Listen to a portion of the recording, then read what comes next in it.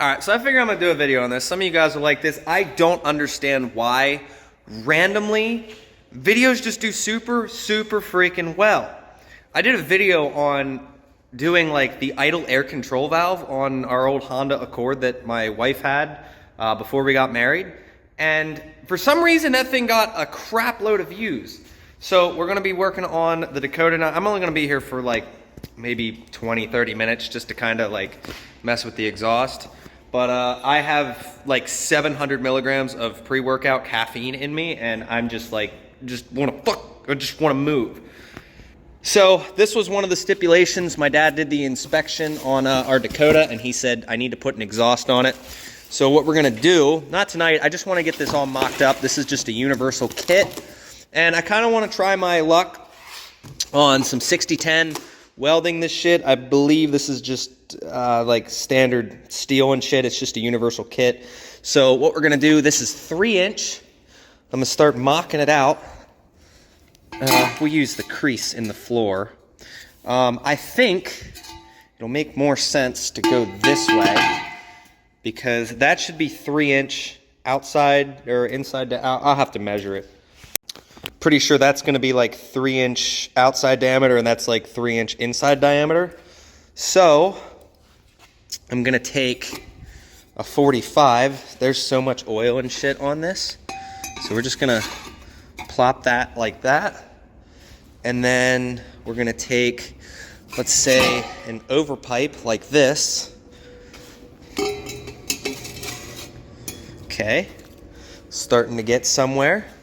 And then maybe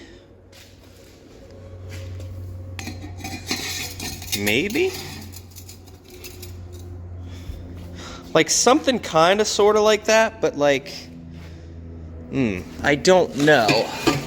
Just kind of want to start throwing a mock-up on the floor. Like if we do that one, that might actually be better. This one too low. I was gonna do an axle dump initially, but I'm kind of like growing out of the axle dump. Something kind of like that is kind of what I'm thinking. And then we can make this section longer or shorter. I'm definitely cutting the muffler off of it. But I understand on Bertha, if you guys can see the axle dump down there, it is super practical having an axle dump because it keeps soot and any like debris and all that shit off of the trailers. When you run the exhaust out the side, especially on these older trucks, and I understand the newer trucks, they go through regen, so they get really hot. So that exhaust coming out the back is just, on an older truck, you're gonna get soot down the side of the trailer, and on a newer truck, you're gonna melt shit, especially doing power only and stuff. But I do think that looks pretty good. I'm gonna try to test fit it on the truck. Not tonight. I need to get this thing out of here. Parts are coming for that. Literally tomorrow, everything should be here, so we'll be able to get the trans filled up and whatnot. Once that's out, we should be able to start mocking this thing up. I'm gonna probably clean up all the areas and whatnot and just like throw some 60-10 around that because that stuff's good for like thin. Might not be the prettiest, but it's good for thin shit. And then like that's perfect. And then this is what we have left over. Josh brought me this to do his Sequoia, and it looks like that's a 2.5. So I think pretty much this is the inlet, and then it's going to be a dual outlet. No, I think it's 2 inlets, and then it's a 2.5 out. If I have enough left over, we might just build him an exhaust going out the back. I think he just wants singles. I'm pretty sure he just wants singles. So I'm gonna hang that up there. But I would like to get into some exhaust work. This stuff, like I like this, and if we can use the old stick welder to kind of do stuff up like that, I'm good with that. But we're definitely gonna have to clean all the oil and stuff. Like there's definitely oil on that, especially right here. Yeah, look at that. So try not to get dirty. I'm still in my gym clothes, but there you go. I think that'll look good on there, and then we can adjust side to side, up and down, which way we need that to go. That should be straight out the side, and then we'll do like a nice tip eventually. But I think this way makes the most sense. We could flip it around and make it that this is on the inside, but honestly, I mean, that looks pretty good. All right, so I've wanted to do this for a little bit here. I already got one piece mocked up.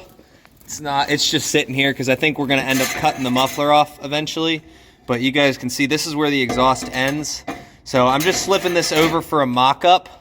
Not sure 100% how I want to do it, but I want to keep that hanger. So I think what I'll do is like I'll cut it way up here. Keep in mind this thing still has cats.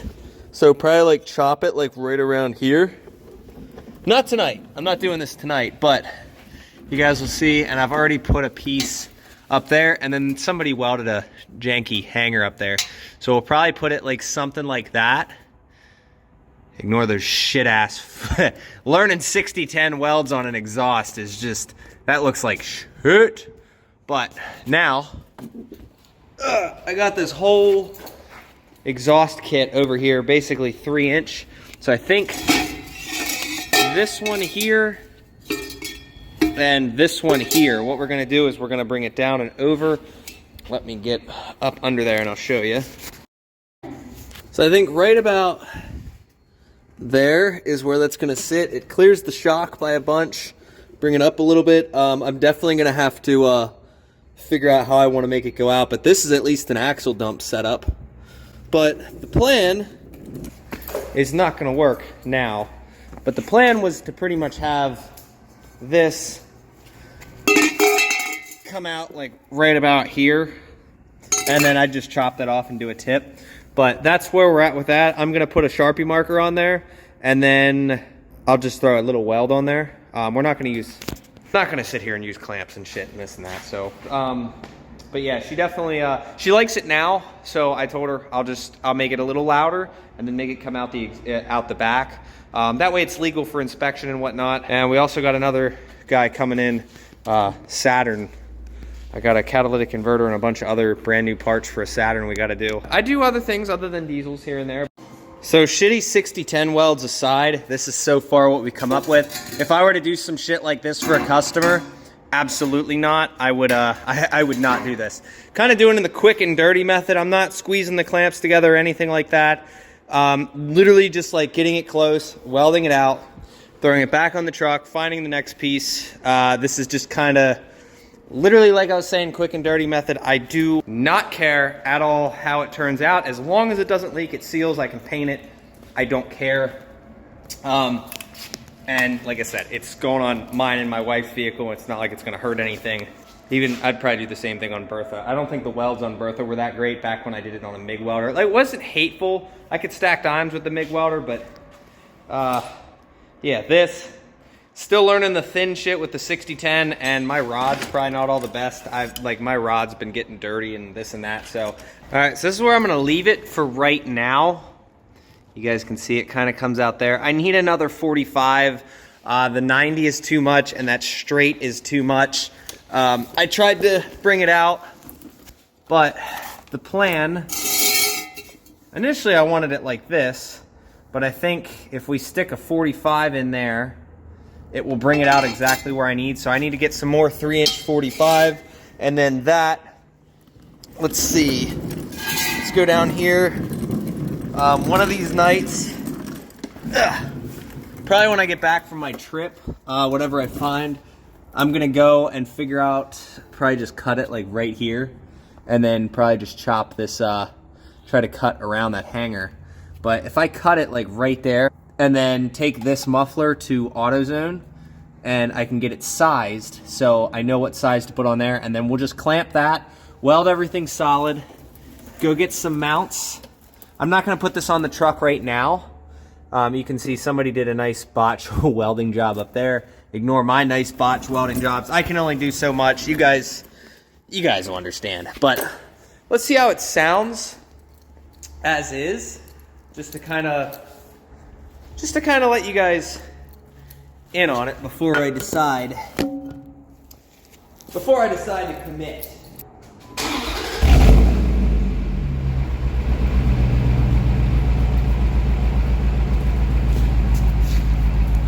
It actually doesn't sound bad at all. Definitely could be a little louder though. She likes it loud.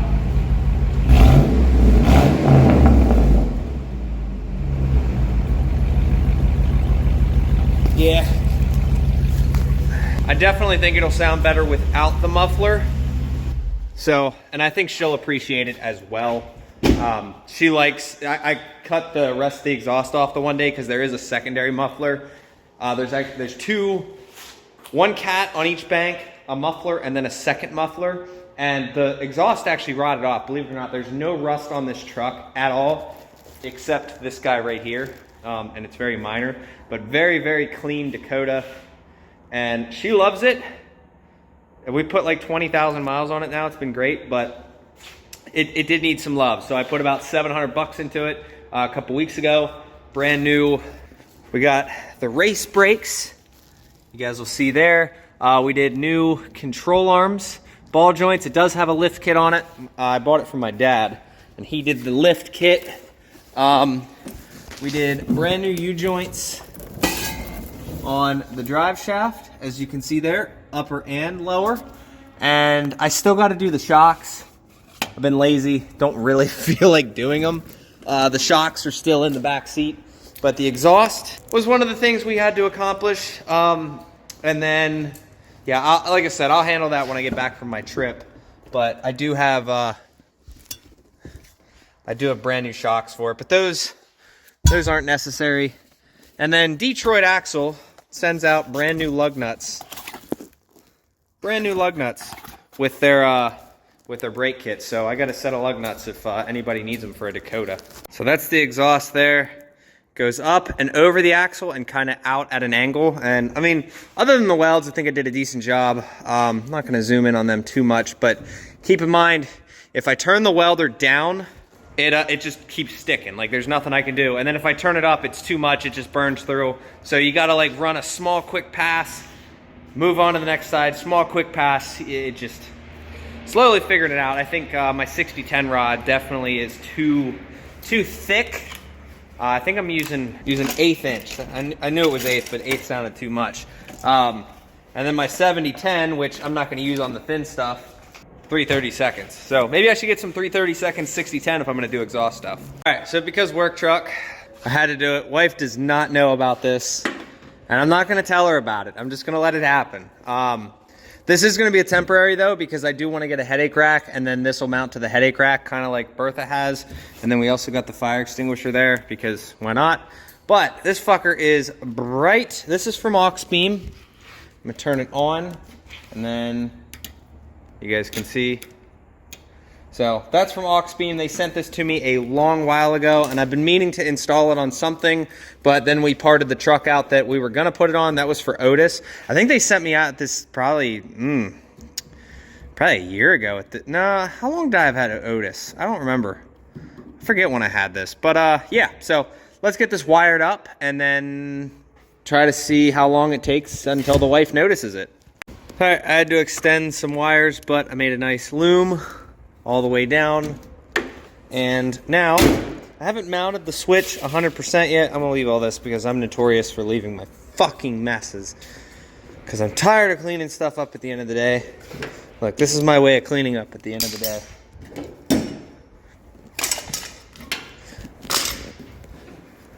Tomorrow's problem.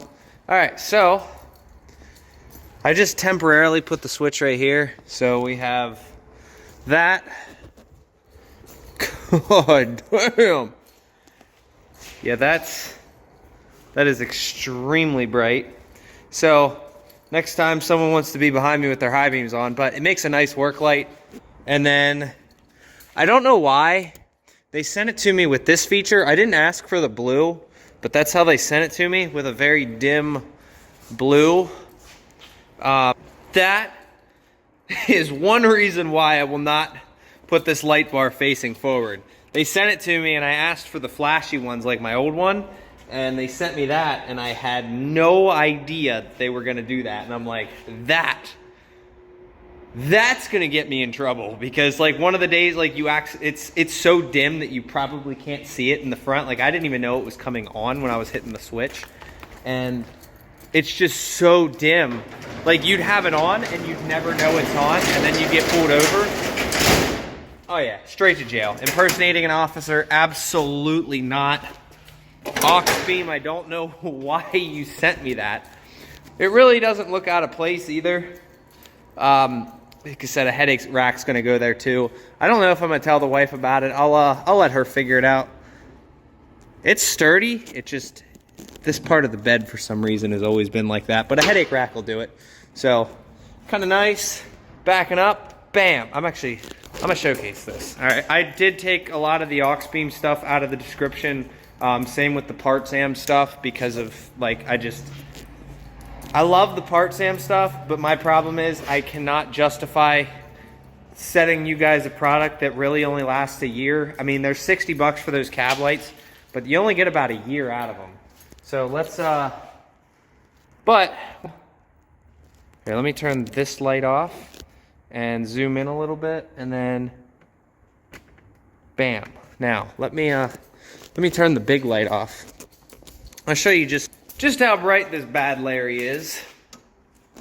This is all coming from this. It's actually, you guys can see me pretty well. If I turn this off, I know it doesn't look like it's that, but look how dark it is. And then when you do the blue, it's very, very dim, but it works. So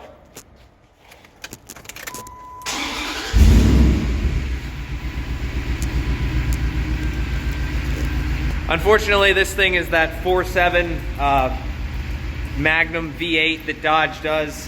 They're not the greatest motors in the world. I think we got about 250 some thousand miles on it. Look at that fucking, the camera doesn't even let you see it. It does not. Oh well, I'm gonna call it here. I think this video was long enough. Appreciate you guys for sticking around. I'll see you in the next one. cpstevemiller.com if you need anything.